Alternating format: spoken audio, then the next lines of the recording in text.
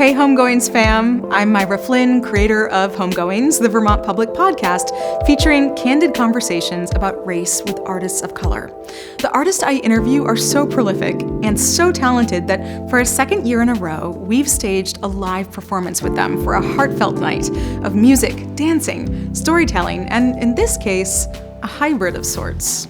With no terms of endearment or forgiveness.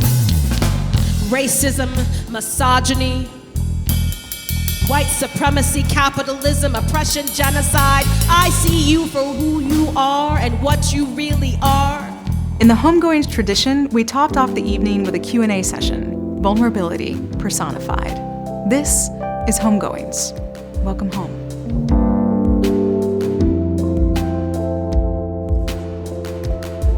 Kiah Morris. I said Kiah Morris.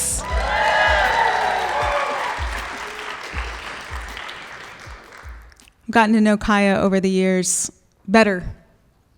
And what's really cool about Kiah is that she is someone who always speaks truth. Everything she says is worthy of being believed. And this is likely because she's had a lot of life. Kiah has done a lot, and often I'm asking myself, what has Kiah not done? She's an artist, she's an author, she's a poet, an advocate, a leader, a mother, a sister, a former Democratic member of the Vermont House of Representatives, and commissioner for Vermont Commission for Women, between sleeping. She's also a singer. She's a singer, and she was featured in our episode, Black Beauty. What does it mean to be beautiful? So up next, Kiah is going to add being a songwriter and a singer to her list of excellence. Please give it up for Kiah Morris, who is Black Beauty personified.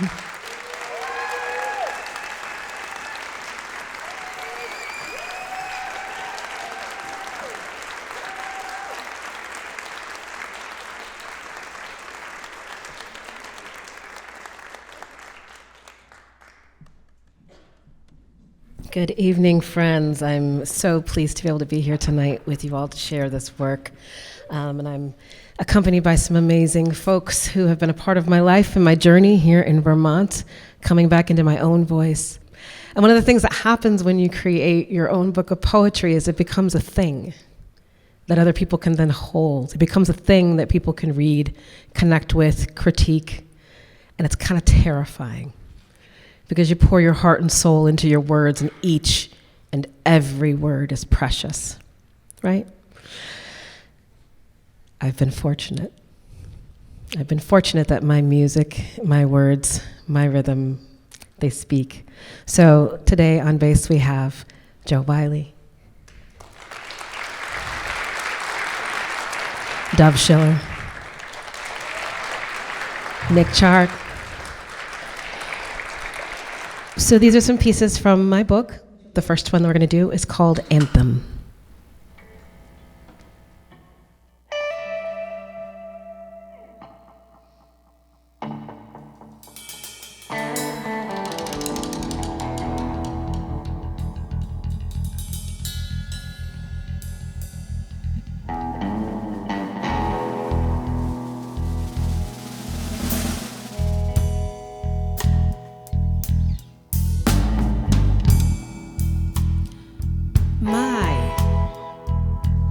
You seem angry, white supremacy says with a snarky, sadistic grin as it presses its hand down upon my face, crushing my upturned nose and my chin. See, this is the only way that business works. The business of world domination, and we've determined that your participation is just an important part of submission into the manipulation of determining your place in this nation, where your citizenship is conditional. See, there's no true birthrights to respect or humanity, firstly, because of your race. We owned you before you were born, a legacy and a system that sees you never as truly human, equal to none, and inferior to all. Inferior to all, so don't tell me that your life matters, girlie. 'Cause it doesn't.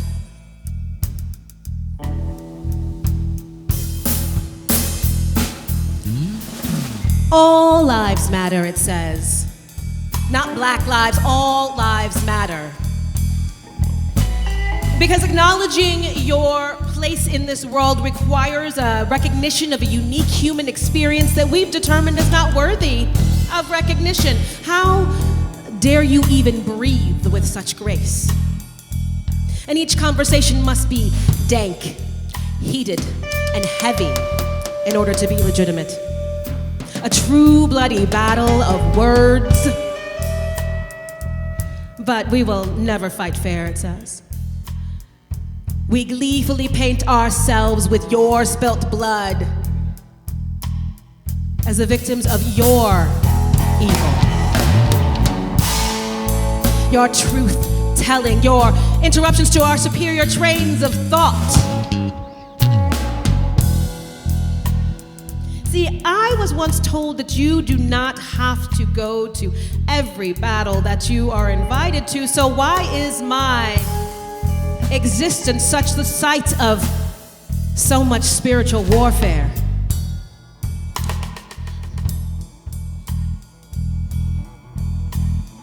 So we will talk over you, we will dismiss you, we will repackage your ideas, call them our own, name it diversity, and then profit richly on your name, as we're known to do. And then corporate America chimes in a sneer, and it says, your hair is just a little too revolutionary. It's so unkempt and so non-white. See, the time has come again and again that promotions in my career sync perfectly upon when I actually adorn and move into assimilating whiteness. I have to prove my worthiness to enter, my commitment to become other, to ascend beyond. All of my hard work and accomplishments are still beholden to the whims of someone else's grace. Someone else's willingness to give me what I have earned. See, and I live in liminality, never really sure that I fit their twisted, tribal, team fit, family, culture, exclusionary, whatever the human resources catchphrase of the day is that determines my professional marginalization. See, I just keep demanding acceptance into the places they tell me that I don't belong. And see, the gatekeepers, they hold tight the keys, and as they were trained to do, and they smile in your face and say,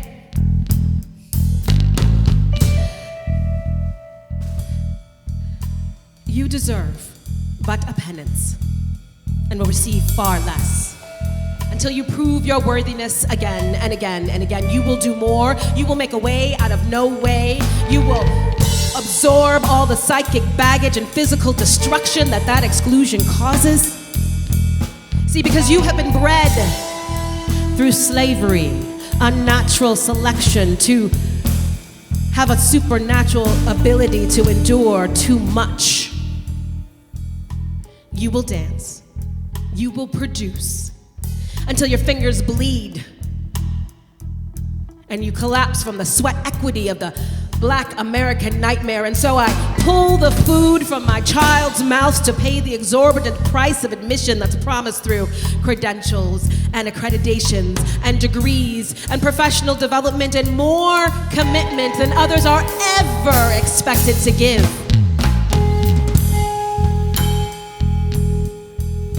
It was all conditional. It was all laid out in legalese. I just didn't read between the fine lines over the print of my life. I trusted in the goodwill of the powerful, and now I'm left spent, crushed, and quivering. And so I fight back with the strength of 100 dark-skinned queens who were told they were pretty for a black girl. I speak louder with the conviction and the ferocity of 1,000 servant women who were told that they are poor because they're lazy. I blatantly call out systems of oppression with tactical acuity of women warriors like Nzinga, Tubman, Nanny, and Shakur. And they turn on me. They scream in my face, they say, "Foolish girl, it was you all along. It is you who has wounded our pride, and you need to make us whole again." And I fight back tears, exhausted from so many daily battles. Tired and worn, my defeat is what they want. My acquiescence is what they need in order to put things back into their rightful order. But I know that I cannot be beaten unless I allow it. And no longer a conscientious objector to participating in this war for my soul here and now. And the agony that is concealed within cannot be held back. I start to feel the dignity of my foremothers being pulled out of whack. My spine stacked high with historical memories of warriors and goddesses who bowed to no one. And thus begins my transformation into my real self. My skin tears at the mask that I wear when I choose to hide, torn off with no sense of natural pride, skin reddened and weary, eyes hot and tired from tears, crying hours on end, tears 1,000 years in the making.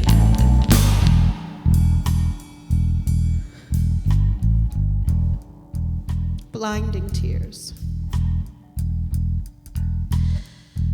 And my body, in all-consuming agony, there is nowhere left to go other than to leave this fallacy. I look at my complicity in fostering this repression. I see the carnage brought by this oppression. I look at the photo album of my memories and I realize that my smile has always been there, but only for a moment and not real. And it all becomes too much.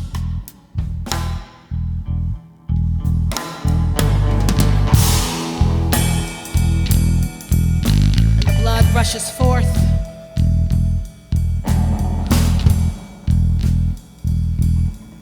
And I choose today to call you out by name, with no terms of endearment or forgiveness. Racism, misogyny, white supremacy, capitalism, oppression, genocide. I see you for who you are and what you really are. And I will not accept you or any of your relatives on this blood-stained family tree. I will not leave this legacy to our children. I will not let them believe for a moment that this must be their truth, their reality. See, because mine is mine to create. My life is mine, and I will rise. I will rise.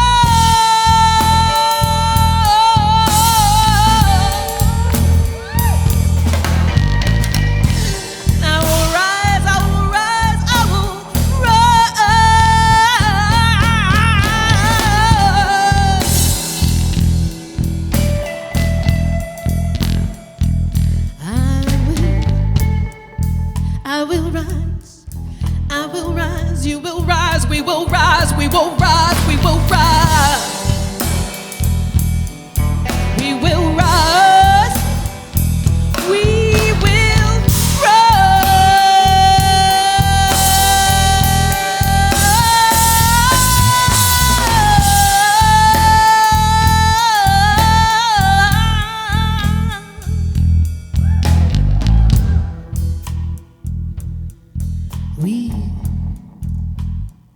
we will rise.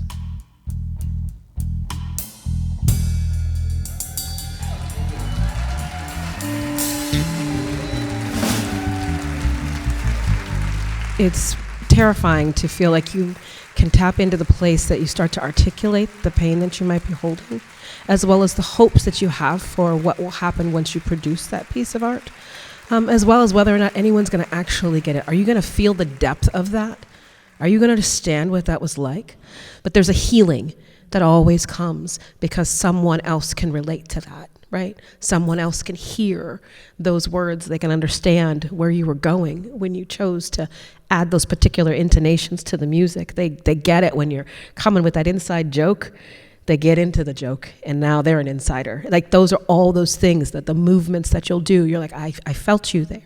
I felt you as you moved. I felt the wind. I felt the spirit. That's what helps. That's what helps. But healing, as we know, is not linear. So neither is creative work.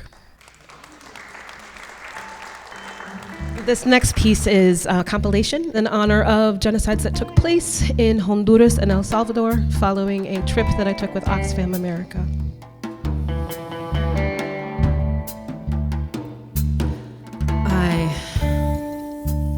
I saw the places they died. I saw the places they died. I saw the blood on the wall as if it were fresh. I saw the bullets pierce their flesh. I saw the places they died, and their spirits went on to a heavenly place, far from a war-torn country of our design, which orchestrated their very demise.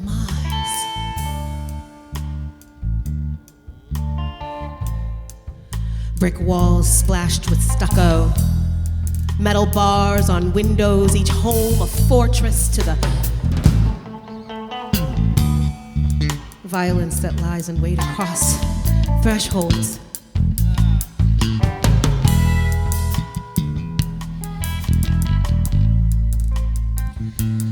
I saw the places they died and the tears behind the eyes of a priest who saw too much. Mental memorials to the expressions of horror and the sadness on the face of a mother who died trying to save her daughter's life. Their state-sanctioned orders to leave no witnesses behind told them to fillet her face so that no one might recognize their own mother's gaze in her frozen stare.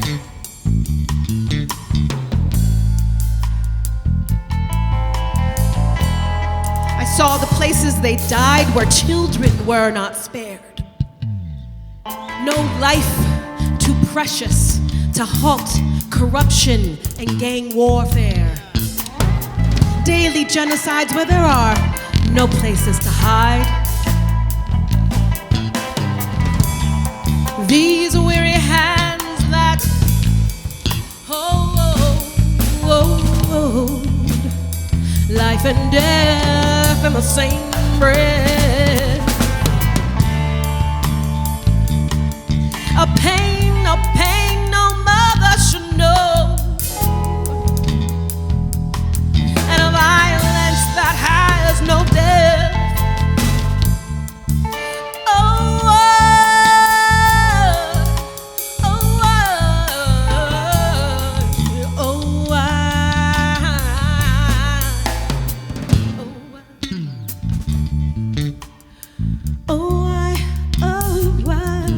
Mother Earth, she cries, because we turned our eyes from genocide.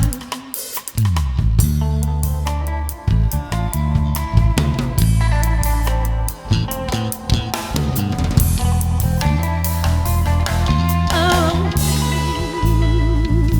I saw the places they died, in the cobblestone streets, where the people are pawns in a corruptor's endgame, in the depths of the violence. It has no shame. I saw the places they died when I heard the women speak of the violence that they face every day, every week.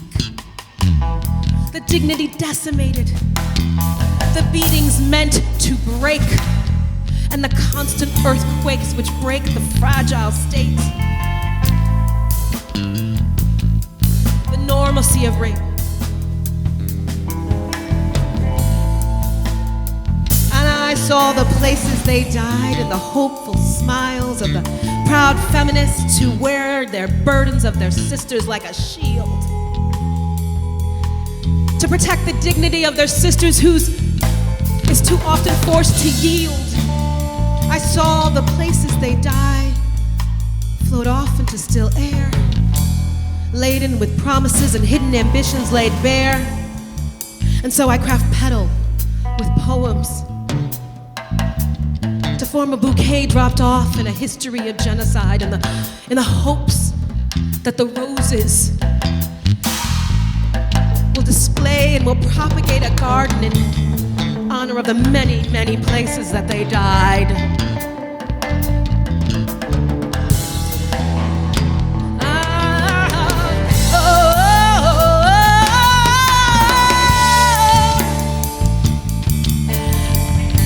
These weary hands that hold their whole life and death in the same breath.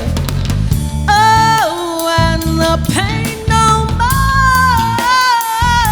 should know. It's a shame that has no death. Oh, oh, oh, oh, oh, oh, Mother Earth, she must cry. She must cry. Oh, oh, oh. Because we've all closed our eyes to genocide.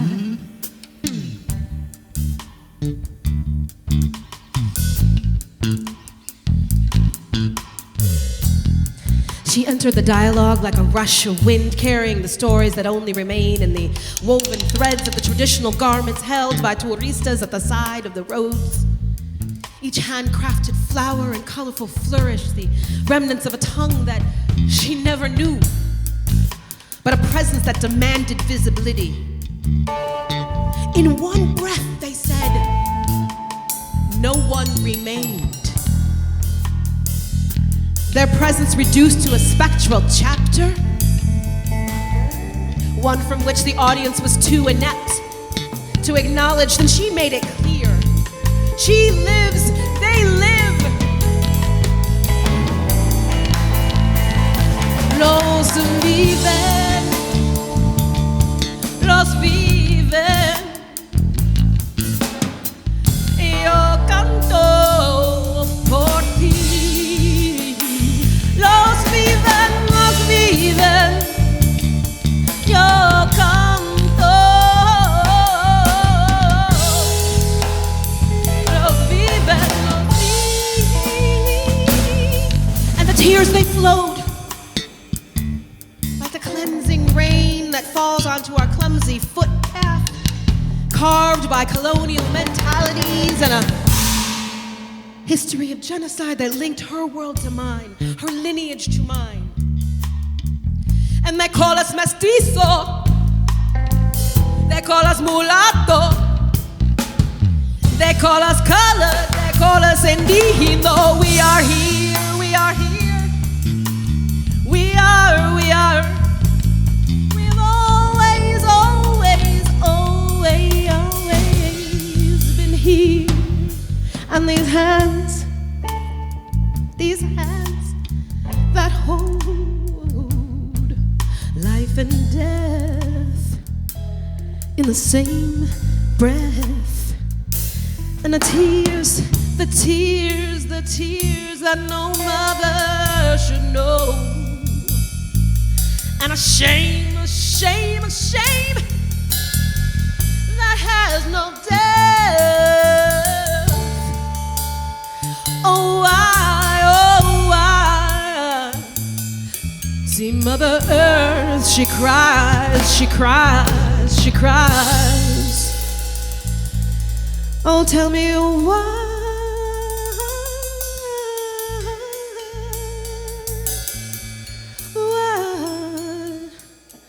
because we've closed our eyes to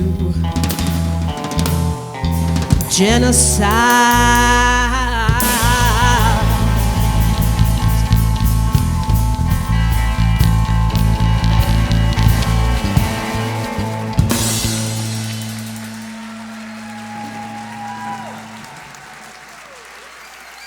Thank you, thank you, thank you, thank you. Thanks so much for joining us. If you want to continue to be a part of the Homegoings family, stay in touch at homegoings.co and subscribe to the Homegoings podcast wherever you listen. Take good care.